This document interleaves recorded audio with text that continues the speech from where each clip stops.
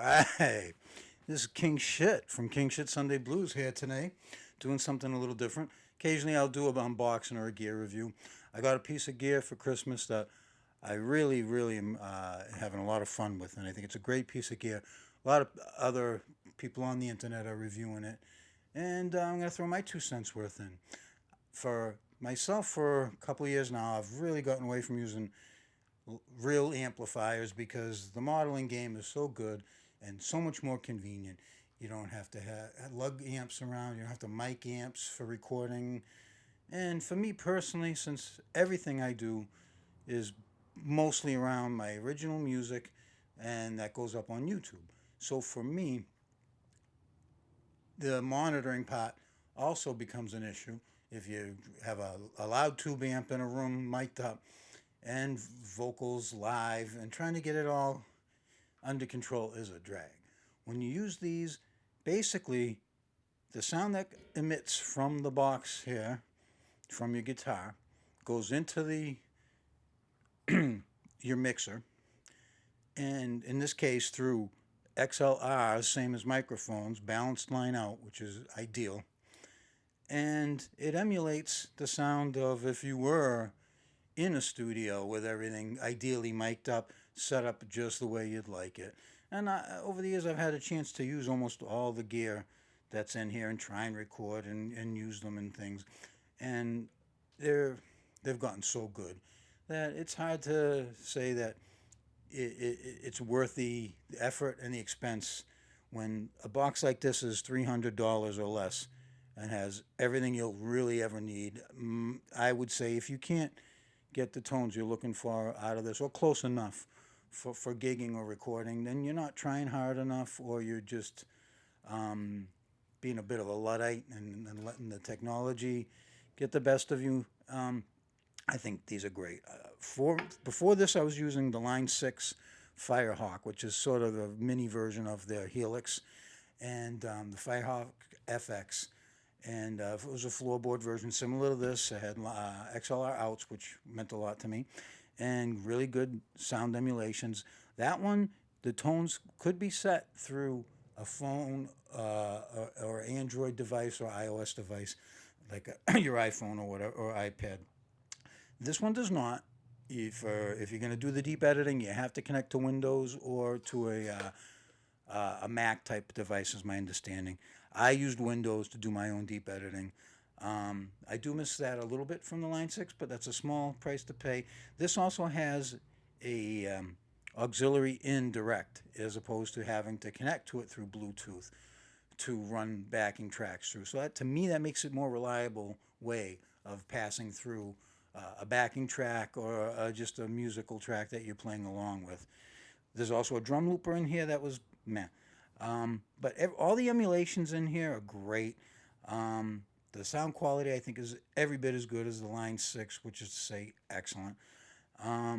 Is it perfect? No. You can find a lot of reasons to gripe, but I'd say the main thing, like any amp modeling setup, is how you know what you like to begin with helps a lot. And I do. I know I like T75 speakers. I like SM57 mics. I like them center close mic'd. And all these things you can set up in both the Line 6 and this device. So if you don't know what to do, it could be a rabbit hole, but jump down that rabbit hole, have fun with it, find what you like. The user built-in patches, I'm sure there's some good ones in there, but what I've done to get to the chase is I created two patches that I use, like two small floorboards, but for the most part, I don't do a lot of switching. I've built them up just the way I use them when I play. And simplicity is the best, I think, in musical terms. So I'm starting with my clean patch, and you can name your patches. This one's entitled King Shit Clean, and it's based on a Fender Twin Clean with a spring reverb. If I choose to, I can also click in a delay and a tremolo, my modulation and my delays. But we'll start with just the basic clean.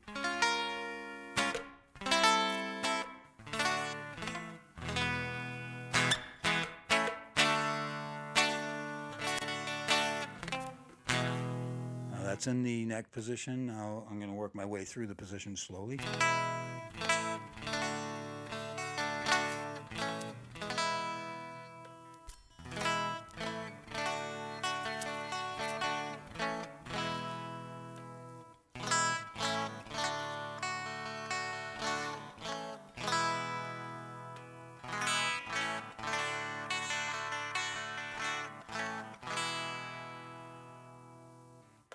All right, so I'm also going to throw in the tremolo, the modulation, which I think is a pretty darn nice tremolo. I'm going to leave it on the neck and just strum a little bit.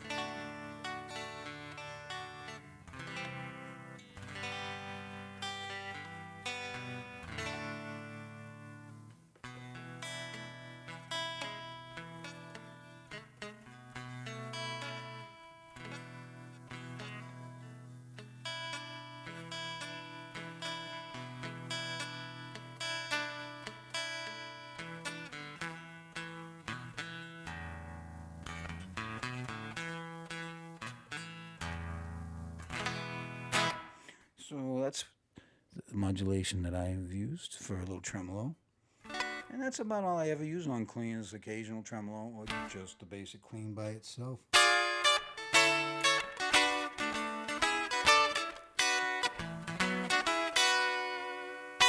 Now, what a lot of people rave about on this particular item, and rightfully so, is the dirt channel, as far as one particular emulation that is pretty gnarly.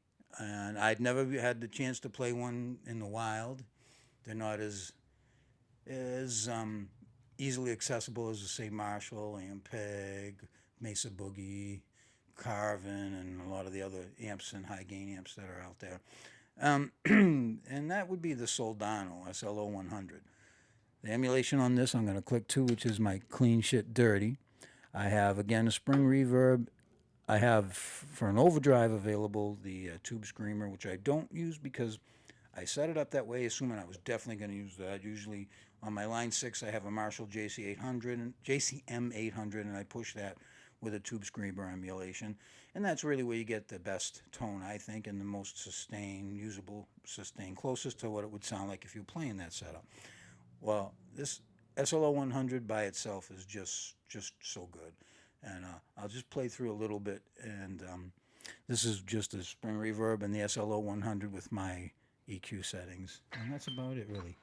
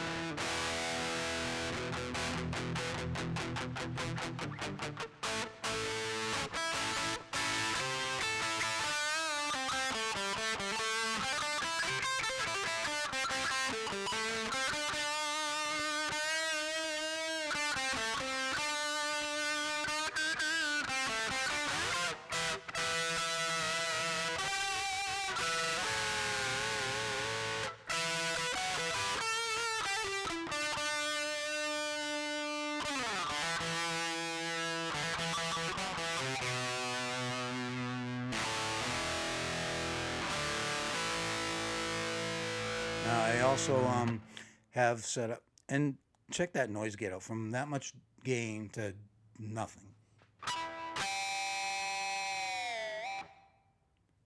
It's and I have it set fairly on the low side of the threshold, so it's pretty impressive. Now also, one thing I found is that I have to have wah always on my clean and my dirty.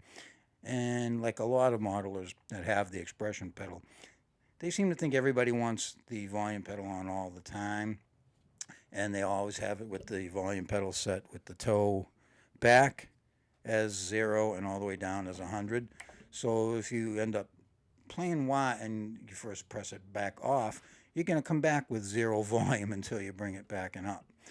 So, once you've returned it to the full back position. So, or there's a gap when it happens. There's just a lot of bad things. So, what I found to do, and I had to go into the software to get this, is in the volume pedal settings. I was able to set the 100% on the toe and the wah, so it kind of eliminates it and it makes it have the full volume all the time. And I'm going to now try and stomp it with my hand and see if I get enough to show you how we do the.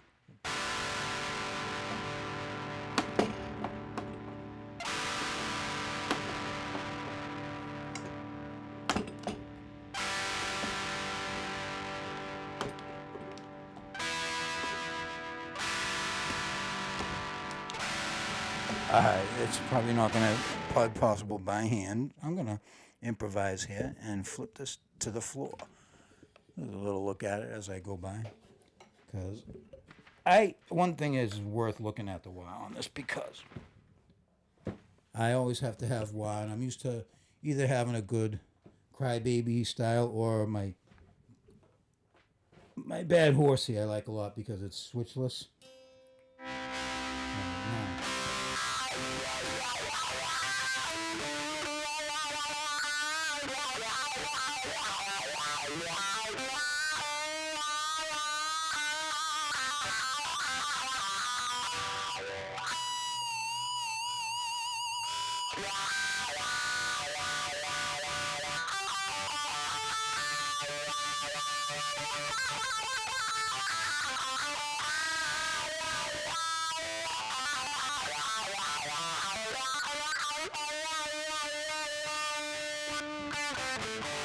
So there's the switching on that.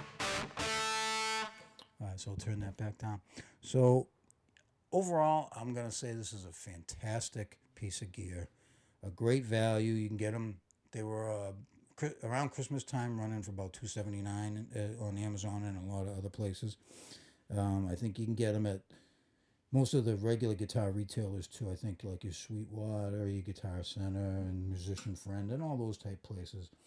And I'm not monetized. I don't get paid for anything. I'm only doing this because I really enjoy this particular piece of gear, and it's probably going to be a permanent place in my every week recording of my original music that I do, my blues tunes, and for any other musical use I have for when I'm going to need guitar or bass amp tones. I didn't find much use for the rhythm trainer part of it with the drum sounds and everything. But there's a million other freebies out there to do that, so it's not really something that I was looking, wasn't part of my enticement to buy this at all. But you get so much for your money, and it works. What it does so well.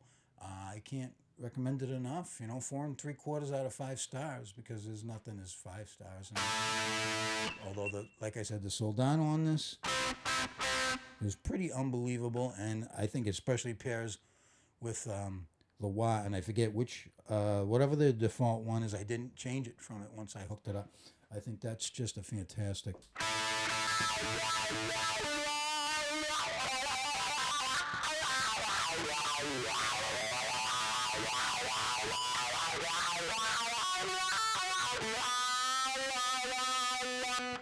And just for the clean version.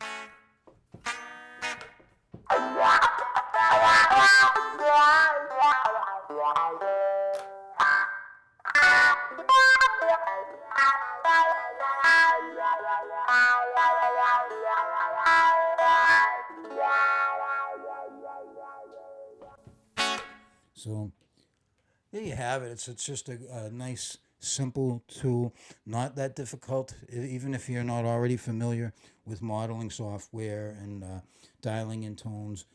You could experiment with it and find good tones, I think, just about anybody, pretty quickly and easily. And it gives you the ability to use it for recording. I think it definitely for recording if you're using the XLR line outs to an interface. I can't say for sure if the XLR outs for recording or if it's just for tone shaping. I only used it for the tone shaping software, But you could certainly, any interface that you use this through, I'm sure you'd get great results. And, you know, it's just like going into a mixer, really. If you have a decent mixer, you're going to get good results, I think. And so I recommend it. And I also want to thank my stepson, Zach. He's the best. He let me have this mic because he had bought this one and then instantly upgraded to an even better one when he started doing some Twitch and some Discord streaming. And I'm liking what I'm hearing in your ears, and I hope it comes out good on this one. And future reviews and demos and unboxings, anything that's not King Shit Sunday Blues songs, I will probably be using this because it sounds good to me so far. And thank you, Z. Thank you, people, for putting up with this and listening to this. And if you got any use of it, don't worry to give me a thumbs up. And if you hate it, give me a thumbs down. I don't care. I'm not monetized, so I'm not getting paid anything for this. I'm doing it because I enjoy it, and I think it's a piece of gear worth exploring. So there's my 2 cents here from the castle, King Shit. Thanking you very much. We'll see you next time.